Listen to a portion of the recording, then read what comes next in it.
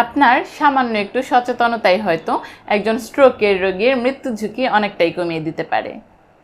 Stroke হয়ে যাওয়ার পর প্রথম 1 ঘন্টা সময়ের মধ্যে যদি সঠিক চিকিৎসা এনশিওর করা সম্ভব হয়, তাহলে কিন্তু স্ট্রোকের রোগীর মৃত্যু ঝুঁকি অনেকটাই কমে আসে।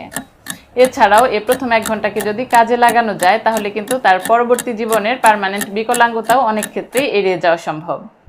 কিন্তু এ ব্যাপারের সবচাইতে বড় চ্যালেঞ্জ হচ্ছে রোগীর স্ট্রোক হয়ে যাওয়ার পর তার আশেপাশের মানুষ অনেক সময় বুঝতেই পারেন না যে হয়তো তার স্ট্রোক হয়ে গিয়েছে। তাই সবচাইতে সহজ কয়েকটি পদ্ধতি শিখিয়ে দিচ্ছি, যা দেখে খুব সহজেই বুঝতে পারবেন হয়তোবা স্ট্রোক হয়ে গিয়েছে। প্রথমেই রোগীর মুখ পরীক্ষা করুন। তাকে হাসতে বলুন বা গাল ফুলাতে বলুন। যদি দেখেন হাসতে গিয়ে রোগীর মুখ একদিকে বেঁকে যাচ্ছে বা কোনো একদিকের গাল ফুলছে, অন্যদিকে ফুলছে না, তাহলে ধরেই নিতে পারেন হয়তোবা তার স্ট্রোক হয়ে গিয়েছে। এবার তার হাত পরীক্ষা করুন। 2 হাত একই সমান উঁচু করতে বলুন। যদি রোগী যে কোনো একদিকের হাত উঁচু করতে পারে এবং অন্য দিকের হাত নিচেই পড়ে থাকে, তখন ধারণা করতে পারেন হয়তো স্ট্রোক হয়ে গিয়েছে।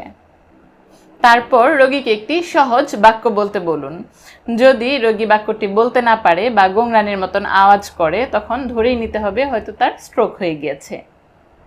এই ধরনের লক্ষণগুলো যদি আপনার সামনে কারো প্রকাশ পায়, তাহলে আর 1 মুহূর্ত ঘরে বসে থাকার সুযোগ নেই। ঘড়ির টাইম দেখে যত দ্রুত সম্ভব রোগীকে হসপিটালাইজড করার ব্যবস্থা করুন। ধন্যবাদ।